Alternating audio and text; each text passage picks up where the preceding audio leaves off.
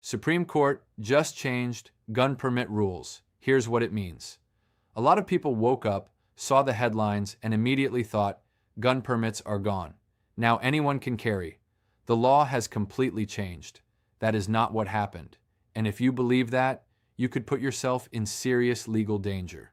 The Supreme Court of the United States did not eliminate gun permits. What they did is far more precise and far more important. To understand this, we need to go back to how things used to work. Before this ruling, in certain states, getting a permit to carry a firearm wasn't just about following the law. It was about convincing someone. You could pass your background check. You could complete your training. You could fill out every form correctly and still be denied.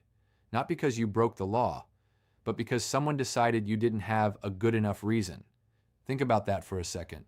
Two people, same qualifications, same clean record. One gets approved, the other gets denied. Why? Because the system allowed discretion. That means the decision wasn't based purely on rules, it was based on judgment. And that's exactly what the Supreme Court addressed in New York State Rifle and Pistol Association vs. Bruen. This case changed the legal landscape. The court said, you cannot require a citizen to prove a special need just to exercise a constitutional right. In simple terms, the government cannot say, you don't need it enough. That's the shift, and it's a big one. But here's where most people misunderstand what that actually means. They hear that and think, so I can just carry now. No, that's not how this works. The court didn't remove laws, it changed how laws are applied. Let me explain it in a way that's impossible to misunderstand. There are two types of systems. First, subjective systems. Second, objective systems. A subjective system says, we'll decide based on opinion. An objective system says, if you meet the requirements, you qualify. What the Supreme Court did is force states to move away from subjective decisions. Now, if you meet the legal criteria, you should be approved, not because someone likes you, not because someone agrees with your reason, but because the law says you qualify. That sounds simple, but the consequences are massive, because for the first time in those states, the process becomes predictable. It becomes structured. It becomes fair. But, and this is critical, it does not become optional. You still have to follow the law. Let me say that again clearly. You still have to follow the law. Because here's the mistake people are making right now. They think rights mean no rules. That is never true. Every right comes with legal boundaries. And if you cross those boundaries, you don't get a warning. You get charged. Now let's talk about what states can still do, because this is where confusion turns into risk. Even after this decision, states can still require background checks, training requirements, licensing procedures, fees, renewals. They can also restrict where you can carry.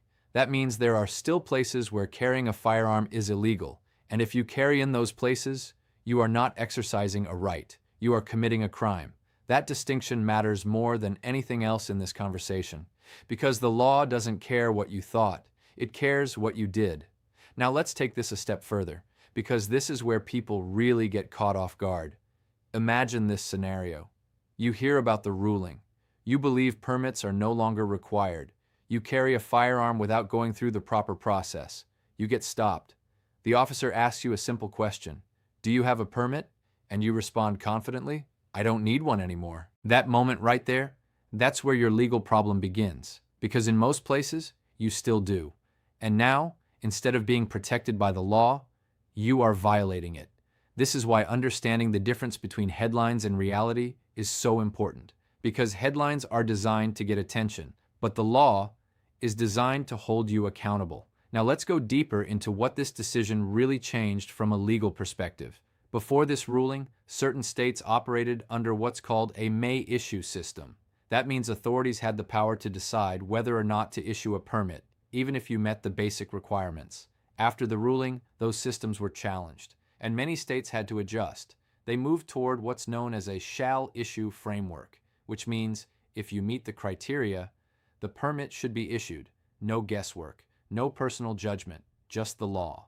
But again, and this cannot be repeated enough, the requirement itself was not removed, only the discretion, so the process still exists. And if you skip it, you're not protected, you're exposed. Now let's talk about something most people overlook, timing. Even if the law changes, that doesn't mean everything changes overnight. States adjust differently, rules get updated, New regulations get introduced, and if you assume you understand the law without checking, you are taking a risk, a serious one, because in criminal law, ignorance is not a defense. Saying, "I didn't know," will not protect you in court.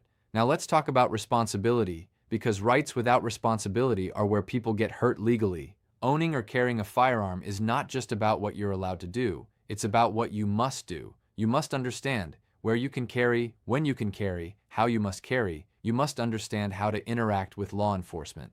You must understand what to say. And more importantly, what not to say.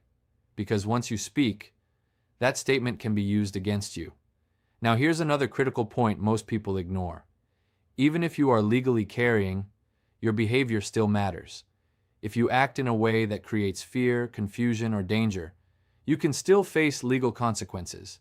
Because the law doesn't just look at possession, it looks at conduct. So carrying legally does not give you unlimited freedom. It gives you regulated permission, and that permission comes with conditions. Now let's address another dangerous misconception.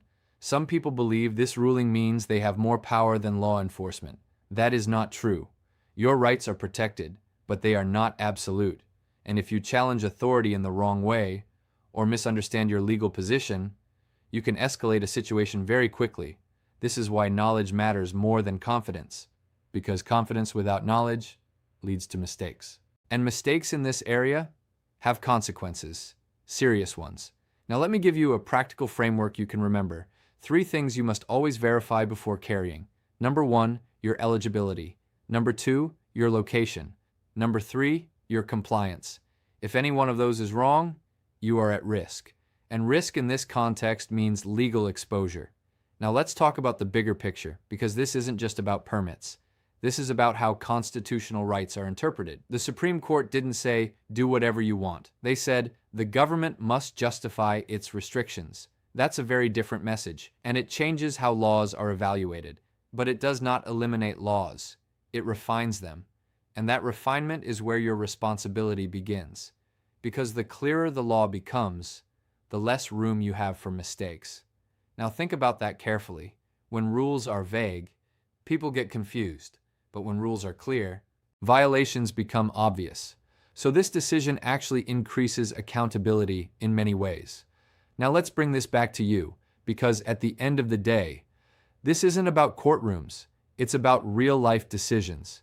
The decision you make before leaving your house, the decision you make when interacting with police, the decision you make when interpreting what you heard online. And if those decisions are based on incomplete information, you are gambling with your future. That's the reality. Now here's what I want you to take away from all of this. The law has changed, but it has not disappeared. Your rights have been clarified, but they have not been expanded without limits. And your responsibility has never been more important than it is right now. Because when people misunderstand the law, they don't just make mistakes. They create consequences, and those consequences can follow you for years.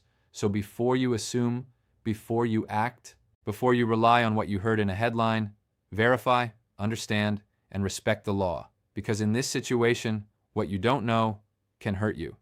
Subscribe for more real legal truths, explained simply.